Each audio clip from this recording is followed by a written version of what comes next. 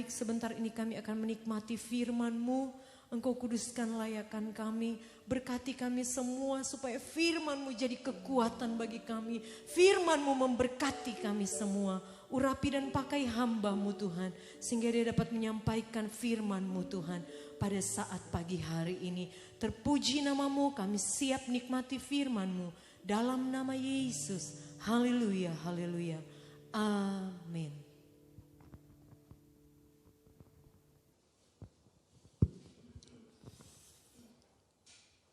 Puji Tuhan, Bapak Ibu Saudara, selamat pagi, shalom. Yang di rumah semua shalom. Puji Tuhan, saya senang bisa hadir di hadapan Bapak Ibu Saudara pagi hari ini untuk membagikan berkat firman Tuhan. Saya berdoa kiranya Bapak Ibu Saudara semua, baik yang ada di sini maupun yang menyaksikan siaran online ini di rumah masing-masing, dalam keadaan baik dan sehat dan tentunya di dalam perlindungan Tuhan. Saya mengucapkan terima kasih kepada Bapak Gembala atas kepercayaan yang diberikan kepada saya. Kiranya Tuhan yang membalas dan memberkati. Dan pada kesempatan ini saya juga mengucapkan selamat Natal bagi seluruh jemaat GPDI Ora et Labora dimanapun berada saat pagi hari ini. Kiranya kekuatan Allah, kasih, damai sejahtera dan sukacita boleh melimpah dalam kehidupan kita semua. Immanuel, Allah beserta dengan kita. Puji Tuhan, kita masih dalam suasana Natal dan pada saat pagi hari ini saya akan menyampaikan firman Tuhan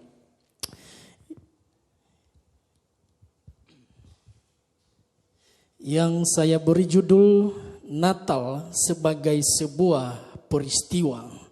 Ya, meskipun judulnya tidak begitu menarik, tapi saya yakin ada sesuatu dalam pemaparan ini nanti yang saudara dapatkan dan berharap bisa menguatkan iman saudara.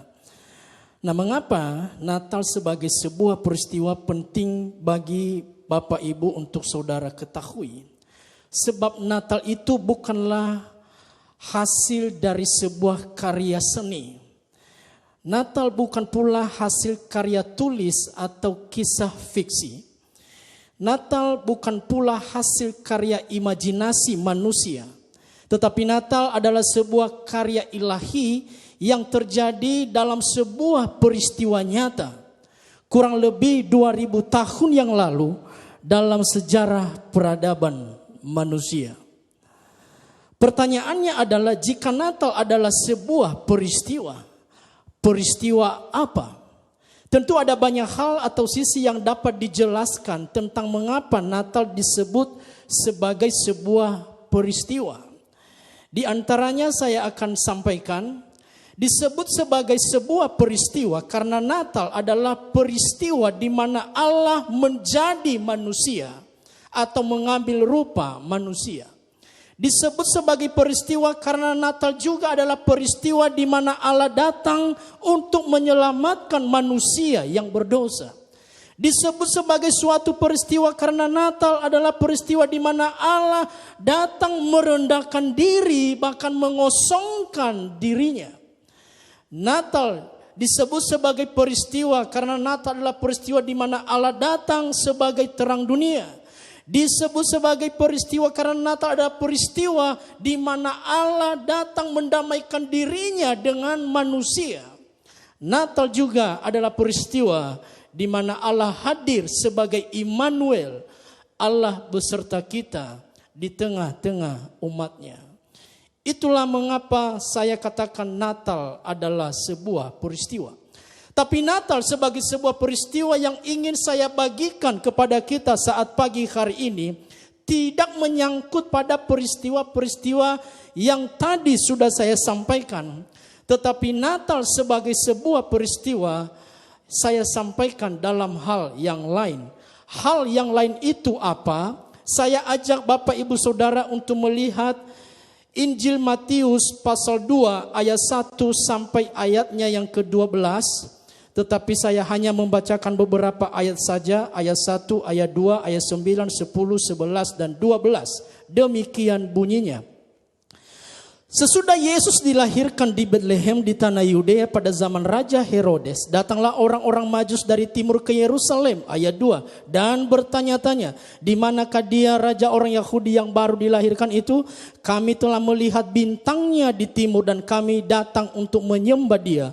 Setelah mendengar kata-kata raja itu, ayat 9, berangkatlah mereka dan lihatlah bintang yang mereka lihat di timur itu mendahului mereka hingga tiba dan berhenti di atas tempat di mana anak itu berada. Ayat 10, ketika mereka melihat bintang itu sangat bersukacitalah mereka. 11, maka masuklah mereka ke dalam rumah itu dan melihat anak itu bersama Maria ibunya lalu sujud menyembah dia. Mereka pun membuka tempat harta bendanya dan mempersembahkan persembahan kepadanya, yaitu emas, kemenyan dan mur. Dan karena diperingatkan dalam mimpi supaya jangan kembali kepada Herodes, maka pulanglah mereka ke negerinya melalui jalan yang lain. Nah saudara, salah satu kisah yang tidak dapat dipisahkan dari peristiwa Natal adalah kisah kunjungan orang Majus dari timur ke Betlehem yang datang untuk bertemu dan menyembah kepada Yesus. Dan kalau saudara mempelajari Alkitab, kisah tentang orang Majus ini hanya diceritakan atau dicatat oleh Matius saja. Sedangkan Markus, Lukas, dan Yohanes tidak menyinggung kisah ini sama sekali.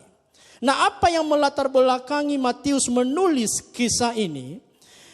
Yang melatar belakangi Matius perlu mencatat peristiwa kisah orang Majus ini karena Matius sebagai orang Yahudi mempunyai kepentingan untuk meyakinkan para pembacanya yang adalah orang Yahudi bahwa sesungguhnya Kristus yang adalah Mesias yang dinanti-nantikan oleh bangsa Yahudi dalam perjanjian lama telah datang atau telah lahir.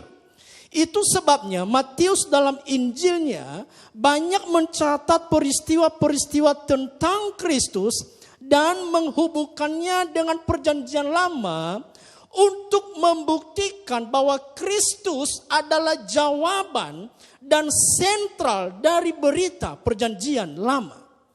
Nah, waktu Matius mencatat peristiwa kunjungan orang-orang Majus dari timur kepada Yesus di Betlehem ini, di mana orang Majus itu membawa persembahan berupa emas, mur, dan kemenyan. Matius merasa perlu mencatat peristiwa ini karena Matius melihat kedatangan orang Majus dari timur ke Betlehem itu sebagai penggenapan nubuatan yang ditulis dalam perjanjian lama, yaitu nubuatan dalam Mazmur pasal 72 ayat 10 sampai 11 dan nubuatan dalam Yesaya pasal 60 ayat 6. Saya tidak perlu membacakan ayat-ayat tersebut. Itulah latar belakang mengapa Matius merasa perlu untuk menulis atau mencatat peristiwa kunjungan orang Majus di dalam Injilnya. Nah, berkaitan dengan peristiwa kunjungan orang Majus ini, Bapak Ibu Saudara, dari ayat-ayat yang sudah kita baca tadi dalam Injil Matius pasal 2 ayat 1 sampai 12 itu yang hanya saya baca beberapa ayat itu. Ada 3 hal yang perlu kita lihat. Yang pertama, siapakah orang Majus itu? Yang kedua, bintang apakah yang mereka lihat? Dan yang ketiga, apa yang dapat kita pelajari sebagai berita Natal dari kisah orang Majus ini? Nah, kita akan melihat bagian pertama, siapakah orang-orang Majus ini? Kalau saudara memperhatikan tentang siapa orang Majus ini, tidak banyak keterangan Alkitab menginformasikan tentang siapa mereka. Alkitab hanya memberi dari mana mereka berasal, yaitu dari timur. Nah, siapakah orang Majus ini dan dari mana mereka berasal? Ada beberapa pandangan, saudara. Yang pertama, orang Majus ini diperkirakan bukan orang Yahudi. Dengan alasan mereka tidak mengenal nubuatan dalam perjanjian lama tentang Yesus. Alasan yang kedua mengapa mereka bukan orang Yahudi, ketika mereka bertemu dengan Herodes, dilihat dari kalimat tanya yang mereka tunjukkan kepada Herodes, di manakah dia raja orang Yahudi itu? karena kami telah melihat bintangnya. Seharusnya kalau mereka adalah orang Yahudi, mereka tidak perlu mengucapkan kalimat itu, mereka bisa menggantinya. Di manakah raja kami yang telah lahir itu, atau di manakah raja kita yang telah lahir itu. Dikatakan orang Majus ini dari timur. Nah, timur yang dimaksud di sini adalah bangsa Mesopotamia, Persia, dan Arabia. Siapakah orang Majus ini? Pandangan yang kedua berkata mereka adalah raja-raja dari timur. Dasarnya apa? Dasarnya bahwa orang Majus ini adalah raja-raja dari timur didasarkan pada keterangan nubuatan dalam kitab Yesaya 60 ayat 3 yang berkata, bangsa-bangsa berduyun-duyun datang kepada terangmu dan raja-raja kepada cahaya yang terbit bagimu. Terangmu, cahaya yang terbit bagimu itu menunjuk kepada Yesus. Dan ketika cahaya itu terbit, cahaya itu datang, maka raja-raja datang kepadanya, yang ditafsirkan itulah kedatangan peristiwa orang Majus ke Betlehem pada saat itu. Dan berikutnya, siapa orang Majus itu? Pandangan yang ketiga berkata mereka adalah segolongan orang bijaksana. Makanya kalau saudara melihat dalam terjemahan bahasa Inggris King James, orang Majus yang dalam bahasa Yunani itu ditulis dengan kata magoi, diterjemahkan oleh King James sebagai wise men, orang bijaksana, orang-orang pintar, orang-orang terpelajar, orang-orang terhormat, terpandang, ahli astronomi dan ahli perbintangan. Dan yang terakhir tentang siapa orang Majus ini yang keempat, mereka adalah imam-imam di Persia seperti yang dikemukakan oleh J.J. Dehir. J.J. Dehir ini adalah penulis buku tafsiran Alkitab Injil Matius. Dia berkata bahwa orang-orang Majus itu adalah imam-imam di Persia. Nah, apa yang bisa kita lihat dari keterangan-keterangan pandangan ini? Dari keterangan-keterangan yang kita dapatkan mengenai siapa sesungguhnya orang Majus yang hadir dalam peristiwa Natal ini, menunjukkan kepada kita bahwa Tuhan bisa memakai keahlian atau profesi seseorang untuk mengkomunikasikan dirinya kepada mereka, sehingga pesan Tuhan lebih gampang dimengerti dan dipahami oleh mereka. Jadi Tuhan itu bisa mengkomunikasikan dirinya melalui profesi kita, keahlian kita. Dan itu juga kita banyak melihat ketika Yesus bersama dengan para petani-petani. Yesus mengkomunikasikan dirinya dengan bahasa petani supaya lebih gampang dimengerti. Kalau ada pesan-pesan dia menggunakan bahasa petani.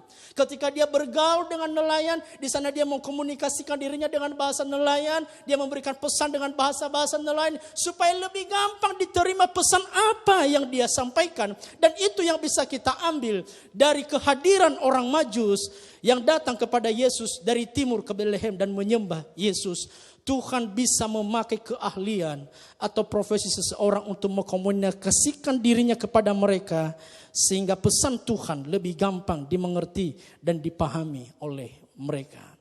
Kita masuk ke bagian kedua. Kalau tadi orang Majus, yang kedua, bintang apakah yang dilihat orang Majus ini? Di mana bintang ini menuntun mereka sampai ke Betlehem, di mana Yesus ada. Dalam keterangan Injil Matius mengatakan bahwa orang Majus ini dituntun oleh sebuah bintang. Nah, Bapak Ibu Saudara, bintang ini seringkali disebut dengan istilah bintang Betlehem atau bintang Natal. Bintang inilah yang menuntun orang Majus dari timur hingga tiba di Betlehem di mana Yesus ada.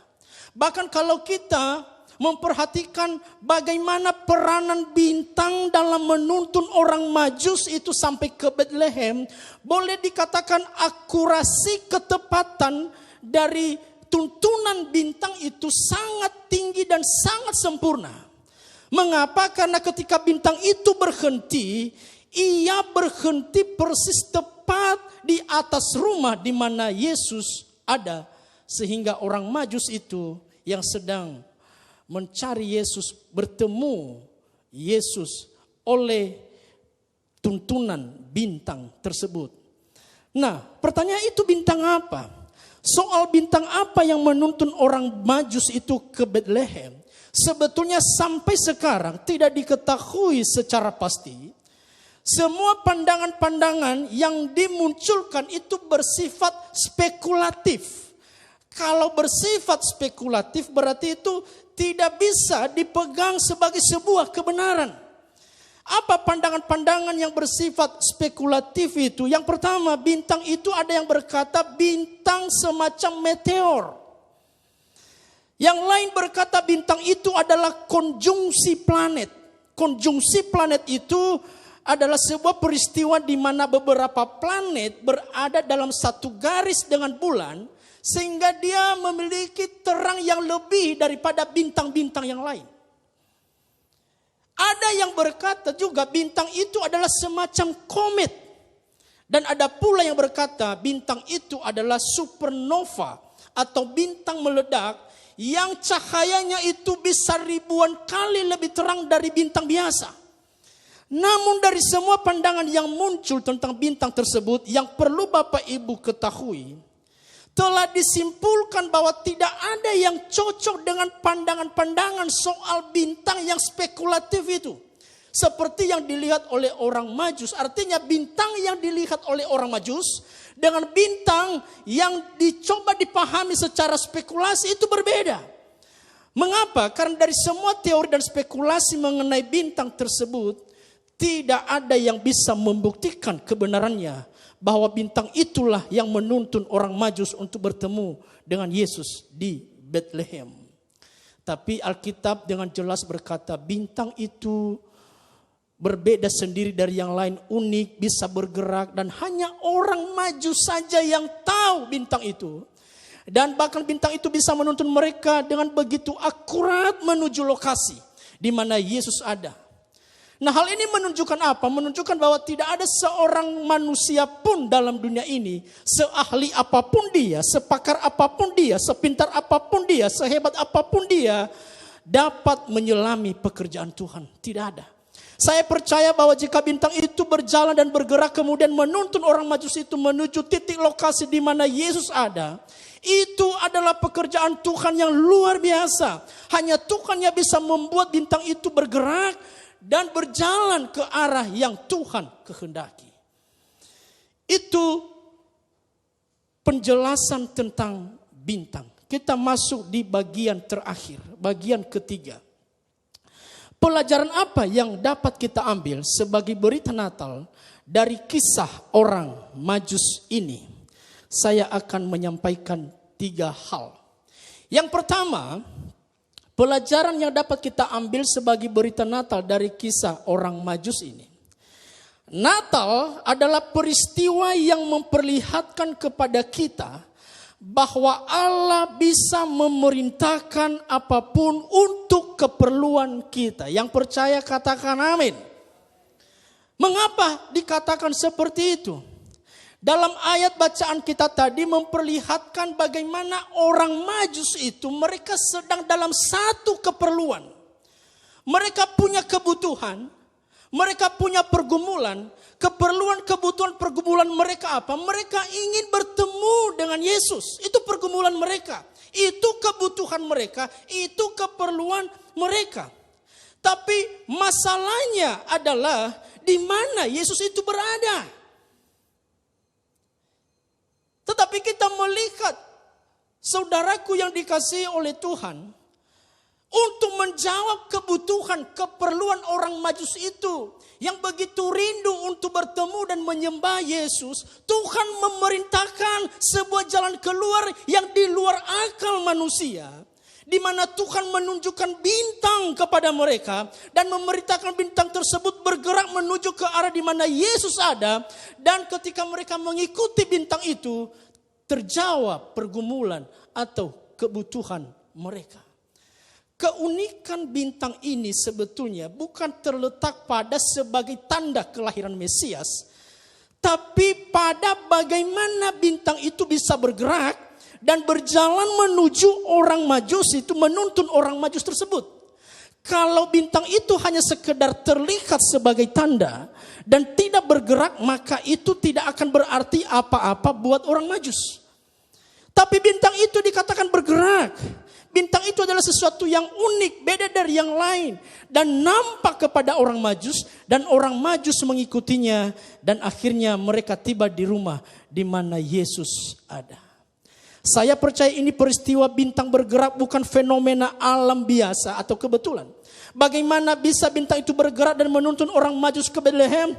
Apakah berjalan sendiri? Tidak. Itu adalah pekerjaan Allah yang luar biasa, di mana Dia tahu orang Majus sedang dalam sebuah keperluan yang mendesak, di mana mereka ingin bertemu dengan Yesus, dan untuk menjawab keperluan kebutuhan mereka itu, Tuhan memerintahkan bintang itu untuk menuntun mereka.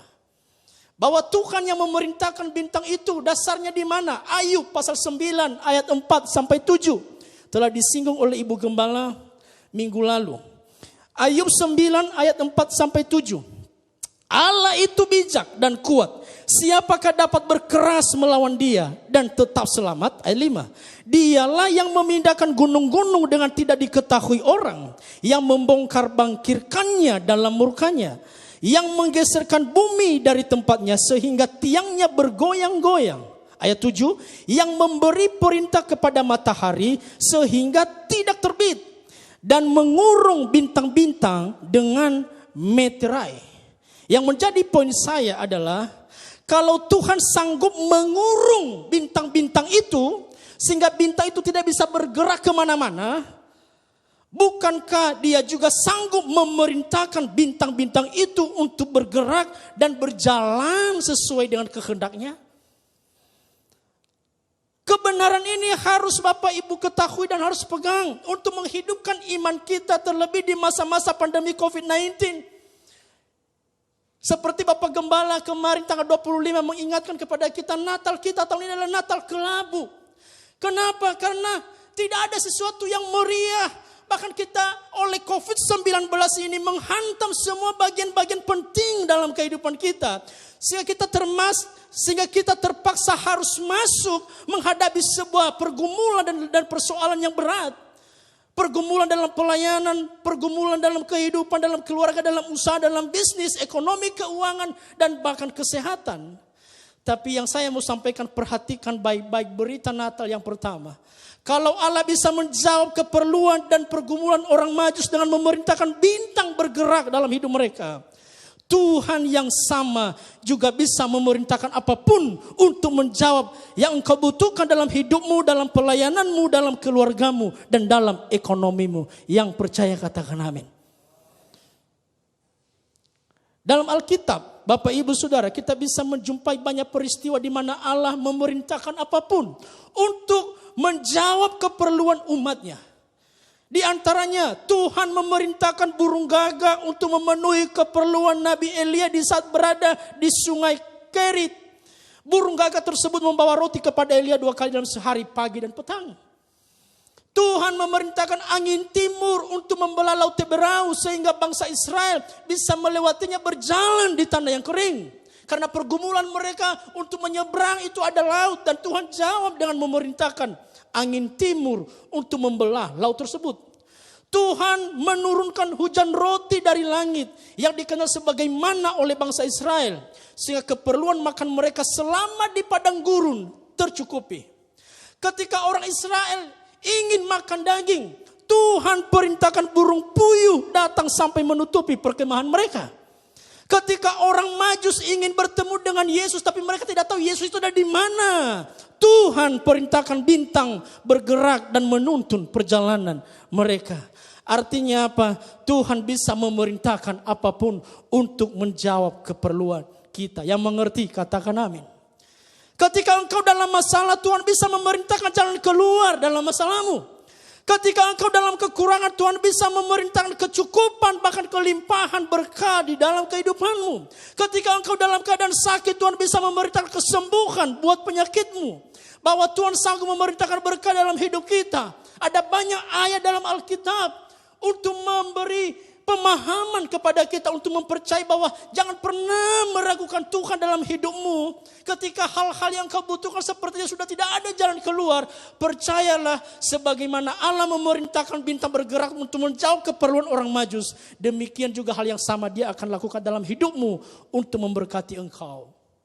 Ulangan 28 ayat 8. Tuhan akan memerintahkan berkat ke atasmu, di dalam lumbungmu, di dalam segala usahamu. Ia akan memberkati engkau di negeri yang diberikan kepadamu oleh Tuhan Allahmu. Raja Daud dalam nyanyian ziarahnya, Mazmur 133 ayat 3. Seperti embun gunung Hermon yang turun ke atas gunung-gunung Sion. Sebab kesanalah Tuhan memerintahkan berkat kehidupan untuk selama-lamanya. Jadi saya katakan kepada Bapak Ibu Saudara pagi hari ini, bahwa apapun kondisimu saat ini, apapun keperluanmu di hari Natal ini, bahkan menjelang tahun baru 2021 nanti, ingat Tuhan sanggup memerintahkan berkat-Nya dalam hidupmu. Yang percaya katakan amin. Ketika engkau sedang mengalami kegelisahan, ketakutan dan kecemasan, Allah sanggup memerintahkan damai sejahtera-Nya datang dalam hidupmu. Seperti Yesus berkata dalam Yohanes 14 ayat 27, damai sejahtera ku tinggalkan bagimu, damai sejahtera ku berikan kepadamu, dan apa yang ku berikan tidak seperti yang diberikan oleh dunia kepadamu. Janganlah gelisah dan gentar hatimu. Saya percaya Allah sanggup memerintahkan berkat, sukacita dan damai sejahtera di dalam kehidupan kita di hari Natal ini. Meskipun kita sedang dalam sebuah keperluan, dalam masa-masa pandemi yang sudah menggoncangkan semua lini kehidupan. Tetapi berita yang menguatkan imanmu hari-hari dengan berita Natal, Tuhan sanggup memerintahkan apapun untuk memberkati kehidupanmu. Yang ingin diberkati katakan amin. Yang kedua, apa berita Natal dari orang Majus? Natal adalah peristiwa yang memberitahukan kepada kita bahwa tidak ada manusia yang bisa menyelami pekerjaan Tuhan. Mengapa? Ketika kita melihat bagaimana bisa bintang itu bergerak dan menuntun orang Majus ke Bethlehem, saya ulangi, sampai saat ini belum ada penemuan dan ilmu yang bisa menjelaskan bagaimana bintang tersebut bisa menuntun manusia sehingga tiba di suatu tempat. Bahkan berapa lama bintang itu menuntun mereka, berapa kecepatan pergerakannya, itu tidak ada yang tahu. Tahukah saudara bahwa tidak adanya penemuan dan ilmu pengetahuan yang bisa menjelaskan tentang bagaimana bintang itu bisa bergerak dan menuntun orang Majus sampai ke Bethlehem? Menunjukkan bahwa tidak ada manusia yang bisa menyelami pekerjaan Allah. Makanya Rasul Paulus pernah mengingatkan jemaat Roma dalam kitab Roma pasal 11 ayat 33. Oh, alangkah dalamnya kekayaan, hikmat dan pengetahuan Allah. Sungguh tak terselidiki keputusannya, dan sungguh tak terselami jalannya. Kebenaran ini membawa pesan dalam kehidupan kita sebagai jemaat siapapun, supaya kita jangan pernah merasa diri lebih hebat dari yang lain dan menjadi sombong di hadapan Allah. Mengapa? Karena sesungguhnya kita itu tidak pernah mampu menyelami pekerjaan Tuhan. Tentu Bapak Ibu sudah tahu Tuhan tidak senang kepada orang yang sombong dan merasa dirinya hebat. Yang membuat orang menjadi sombong seringkali karena kekayaan banyak uang. Merasa diri lebih pintar dari yang lain, memiliki skill yang lebih hebat dari yang lain. Karena jabatan dan seterusnya. Tapi saya percaya seluruh jemaat GPD Ora Ela Bora di tempat ini yang sedang menyaksikan siaran online ini semuanya adalah orang-orang yang rendah hati. Amin. Kenapa? Karena kita menyadari tanpa Tuhan saya bukan siapa-siapa. Kita tidak pernah bisa menyelami pekerjaan Tuhan dalam hidup kita. Itu sebabnya jangan pernah merendahkan dan menghina orang lain, saudara. Karena engkau lebih kaya, lebih pintar daripada dirinya. Mengapa?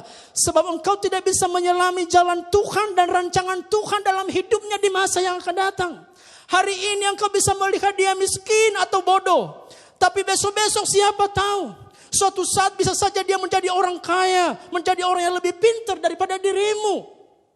Mengapa? Karena Alkitab berkata dalam 1 Korintus pasal 2. 1 Korintus pasal 1 maksudnya ayat 27 sampai 29. Apa yang bodoh bagi dunia dipilih Allah untuk memalukan orang-orang yang berhikmat. Dan apa yang lemah bagi dunia dipilih Allah untuk memalukan apa yang kuat. Dan apa yang tidak terpandang dan yang hina bagi dunia dipilih Allah. Bahkan apa yang tidak berarti dipilih Allah untuk meniadakan apa yang berarti. 29. Supaya apa? Jangan ada seorang manusia pun yang memegahkan diri di hadapan Allah. Natal mengajarkan kita untuk saling menghargai satu dengan yang lain. Saling menghormati, bukan saling menghina, saling merendahkan, apalagi saling menjatuhkan siapapun dia. Karena tidak ada seorang pun yang bisa menyelami pekerjaan Allah dalam kehidupan seseorang. Beberapa contoh saya sebutkan dalam Alkitab. Siapa menyangka Saulus yang begitu hebat membenci orang Kristen dalam Alkitab, dia diubahkan Tuhan menjadi rasul yang luar biasa. Dipakai Tuhan dalam memberitakan Injil. Itu pekerjaan apa? Pekerjaan Tuhan yang tidak pernah terselami oleh manusia. Siapa menyangka wanita-wanita yang kurang terhormat dalam Alkitab, nama-nama mereka bisa masuk dalam silsilah Yesus. Itu pekerjaan Allah yang tidak terselami oleh pikiran kita. Siapa menyangka para nelayan-nelayan yang tidak berpendidikan bisa dipanggil menjadi murid Yesus dan mereka dipakai itu secara luar biasa. Contohnya adalah Petrus yang tadi memimpin puji-pujian namanya Petrus. Kita nggak tahu, tidak bisa menyelami pekerjaan Tuhan dalam kehidupannya dan masih banyak contoh lain. Mengapa ini semuanya terjadi? Karena ini adalah pekerjaan-pekerjaan Allah yang tidak terselami oleh pikiran kita. Ingat Bapak Ibu, Tuhan itu bisa mengubah segala sesuatu. Karena itu jangan pernah membatasi kuasa Tuhan dengan pikiran kita yang terbatas. Mungkin engkau punya suami yang kasar yang kau pikir gak bisa berubah. Ingat, Tuhan punya pekerjaan yang tidak bisa terselami dalam hidupnya. Bisa suatu saat Tuhan bisa mengubah hidupnya. Atau istrimu yang mungkin punya karunia berkata-kata yang membuatmu kesal setiap hari. Tuhan bisa ubah menjadi wanita yang menyenangkan. Amin, suami-suami. Anak-anakmu yang kau pikir sangat nakal dan sulit diatur, Tuhan bisa ubah mereka menjadi anak yang baik dan penurut. Nah itu sebabnya saudaraku dikasihi oleh Tuhan. Pengkhotbah pasal 3 ayat 11 berkata, Ia membuat segala sesuatu indah pada waktunya. Bahkan Ia memberikan kekekalan dalam hati mereka. Tetapi manusia tidak dapat menyelami pekerjaan yang dilakukan Allah dari awal sampai akhir. Inilah yang pernah dialami oleh Yusuf. Yusuf anak Yakub. Yusuf tidak pernah tahu mengapa ia harus disingkirkan oleh saudara-saudaranya. Mengapa ia harus dijual, mengapa ia harus masuk penjara atas sesuatu kesalahan yang tidak pernah dia lakukan. Awalnya ia tidak menyelami pekerjaan Tuhan dalam hidupnya. Tetapi pada akhirnya kita melihat Allah membuat segala sesuatu indah pada waktunya. Yusuf menjadi orang nomor 2 di Mesir yang sebelumnya Yusuf bahkan saudara-saudaranya tidak pernah mengetahui pekerjaan Allah di dalam kehidupan Yusuf. Karena itu jangan pernah merasa diri lebih hebat daripada yang lain. Karena engkau tidak tahu apa pekerjaan Tuhan dalam hidup orang-orang yang mungkin saat ini engkau rendahkan mereka, engkau jatuhkan mereka. Tapi suatu saat mungkin mereka akan diberkati oleh Tuhan lebih daripada dirimu. Yang ketiga, yang terakhir, pesan Natal di balik kisah orang Majus.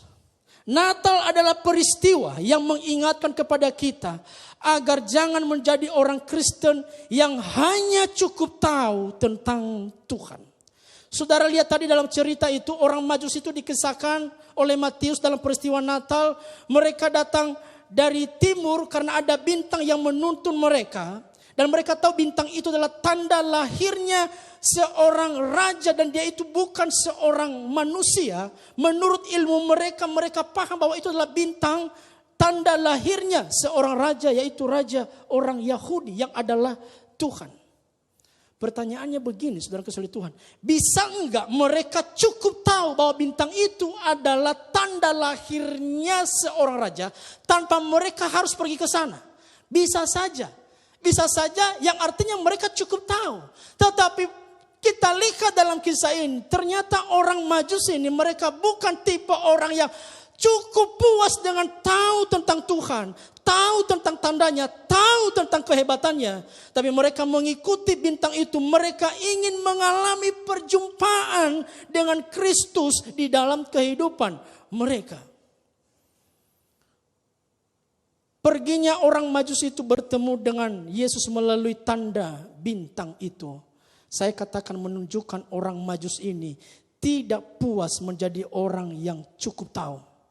Oh, dia itu raja orang Yahudi. Sudah lahir. Oh, Mesias sudah lahir. Bisa saja kan tanpa mereka harus pergi. Ternyata mereka bukan orang yang hanya cukup puas sekedar tahu. Mereka bukan hanya orang-orang yang mengumpulkan semua referensi tentang Tuhan lalu mengumpulkannya dalam otak mereka, dalam pikiran mereka. Tidak. Sehingga mereka bukan hanya mendengar, bukan hanya melihat, tetapi mereka adalah orang-orang yang ingin mengalami Tuhan di dalam kehidupan mereka. Karena memang Natal menuntut saya dan saudara, atau setidaknya mengingatkan kita, jangan jadi orang Kristen yang hanya sekedar tahu. Yang mengerti katakan amin. Ada banyak orang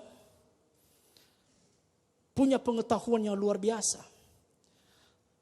Tuhan itu hebat, Tuhan itu luar biasa, Tuhan itu bisa melakukan ini dan itu. Tetapi dia tidak pernah alami dalam hidupnya. Kenapa? Dia memang banyak melimpah dalam pengetahuan, tapi tekor dalam pengalaman. Mengapa ada banyak orang Kristen tidak mengalami perubahan apa-apa dalam hidup mereka? Karena mereka hanya ingin menjadi orang Kristen yang cukup tahu. Nah, saya akhiri, saudara yang kasih oleh Tuhan, dengan kesaksian. Saya kembali ingat dan mengutip kesaksian dari Bapak Gembala. Waktu Bapak Gembala menyampaikan firman Tuhan jadi teladan bagian keempat, hamba Tuhan jadi teladan.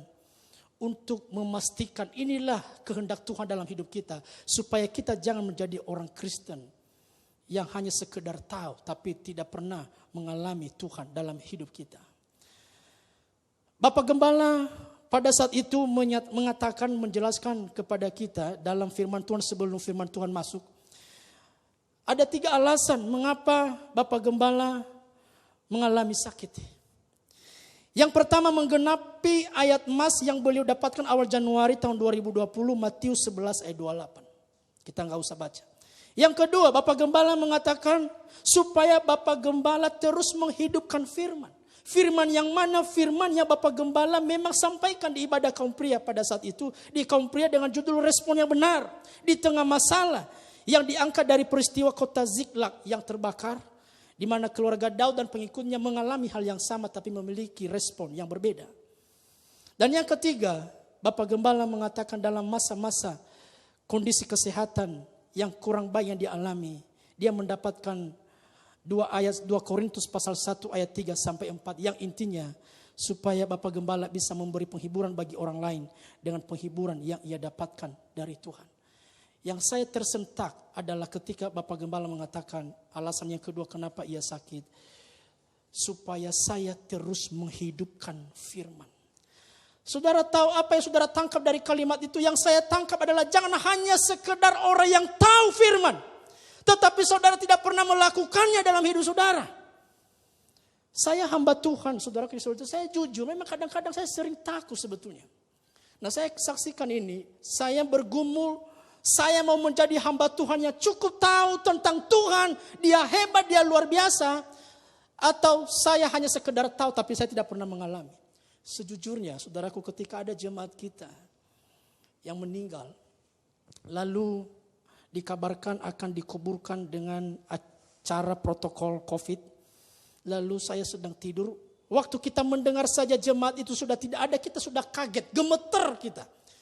Tiba-tiba jam berapa itu Bapak Gembala nelpon. Waduh, halo, Kat, bla bla bla bla. Ini keluarga minta dilayani di pekuburan dengan protokol COVID. Nanti kamu sampaikan firman Tuhan begini-begini. Kamu doa, lalu sampaikan firman Tuhan, lalu tutup. Singkat saja. Saudara tahu, saya langsung gemetar loh saudara. Saya langsung takut. Badan saya lemas. Lalu saya bilang, siap Om. Memang saya bilang siap Om, tapi dalam hati saya penuh dengan ketakutan, penuh dengan kecemasan. Saudara kasih Tuhan, karena memang saya tidak bisa menghindarkan diri, tidak bisa menghindarkan diri bahwa saya faktanya adalah manusia biasa. Tetapi bagaimana saya bisa mengatasi keadaan itu? Disinilah hebatnya Roh Kudus. Segera Roh Kudus mengingatkan juga ayat firman Tuhan kepada saya untuk menguatkan saya. Yang pertama itu Mazmur 91 ayat 1 sampai 2. Orang yang duduk dalam lindungan yang maha tinggi dan bermalam dalam naungan yang maha kuasa akan berkata kepada Tuhan, tempat perlindunganku adalah dan kubu pertahananku Allah yang kupercayai. Itu yang pertama. Yang kedua, diingatkan lagi dalam kegelisahan itu. Karena saya sudah mulai berinisiatif, saya telepon balik Bapak Gembala, saya berpura-pura sakit sajalah. Kurang lebih seperti itu. Supaya saya tidak ke sana. Mazmur 46 ayat 2. Allah itu bagi kita tempat perlindungan dan kekuatan sebagai penolong dalam kesesakan, sangat terbukti. Pertanyaannya, apakah kecemasan, kelemasan saya langsung hilang, ketakutan saya langsung hilang? Enggak, saudara kasih Tuhan. Saya lihat kaca, muka saya sudah pucat, saudara kasih Tuhan. Tetapi setelah Roh Kudus ingatkan saya ayat itu, ketika ada ketakutan dalam hidup saya, di situ bergejolak. Seolah-olah Roh Kudus bicara, kamu mau jadi orang yang cukup tahu ayat ini, atau kamu ingin mengalami buktinya? Kurang lebih seperti itu, saudara kasih Tuhan. Lalu saya bilang sama istri saya, sebelum saya bilang sama istri saya berdoa. Yang saya lakukan adalah, saya berdoa di depan Tuhan, saya berkata, Tuhan, mengapa engkau sudah memberikan firman kepada saya, tapi saya masih takut? Itu doa saya. Tolong berikan saya ketenangan dan kedamaian. Jauhkan saya dari ketakutan. Lalu berangsur-angsur saya mulai pulih. Saya bilang sama istri saya, siapkan baju saya, siapkan semua celana saya.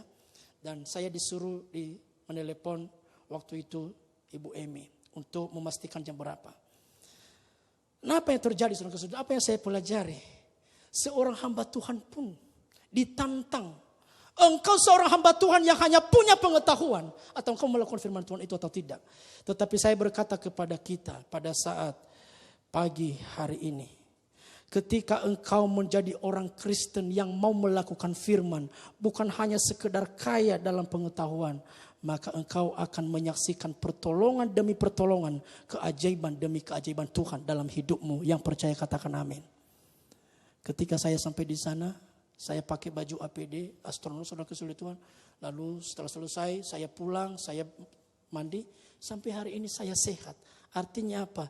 Tuhan buktikan bahwa firman-Nya itu akan terjadi dalam hidup kita ketika kita melakukannya. Jangan hanya menjadi orang yang cukup tahu, tetapi alamilah perjumpaan dengan Tuhan.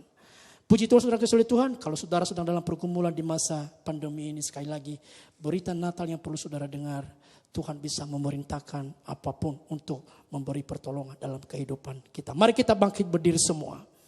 Kita akan mengakhiri firman Tuhan pagi hari ini. Saya mengundang saudara Aro untuk berdoa dan Bapak Gembala untuk doa berkat.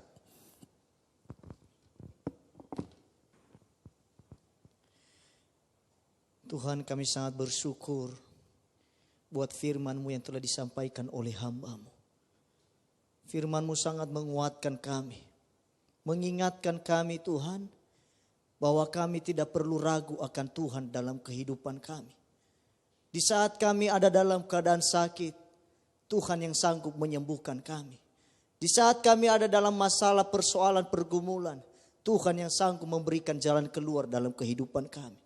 Tuhan, kami minta kuasa Roh Kudus-Mu yang meneguhkan iman kami kepadamu.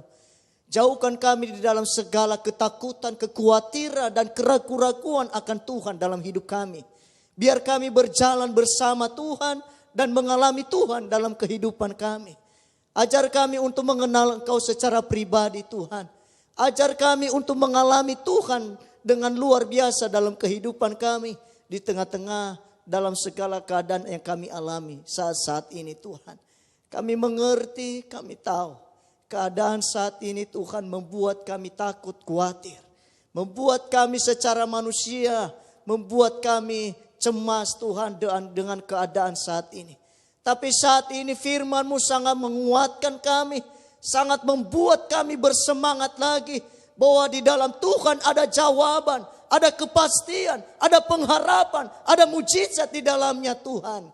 Tuhan, biarlah firman-Mu yang memberikan semangat dalam kehidupan kami, dalam menjalani hidup kami saat-saat ini ya Tuhan.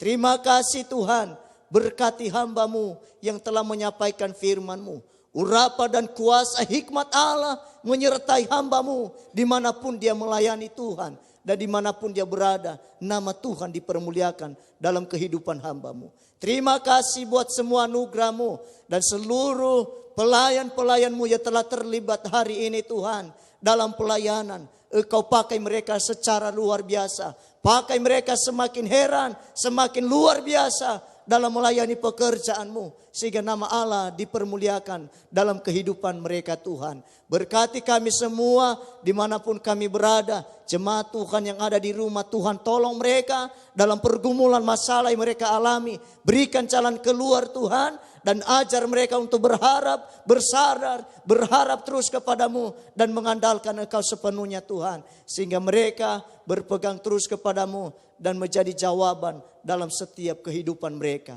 Terima kasih Tuhan. Terima kasih buat firman-Mu yang telah kami dengar. Kami akhiri ibadah kami pada pagi hari ini. Hanya di dalam nama Tuhan Yesus Kristus. Haleluya. Amin. Akhirnya, terimalah berkat dari Allah Bapa, rahmat cinta kasih dari Yesus Kristus, bimbingan dan persekutuan dari kuasa Roh Kudus, menyertai kita sekalian saat ini, esok, sampai selama-lamanya. Haleluya, haleluya, amin. Saya berikan informasi untuk ibadah kita tahun baru, kita tidak buat tanggal 1, tapi tanggal 3 minggu depan.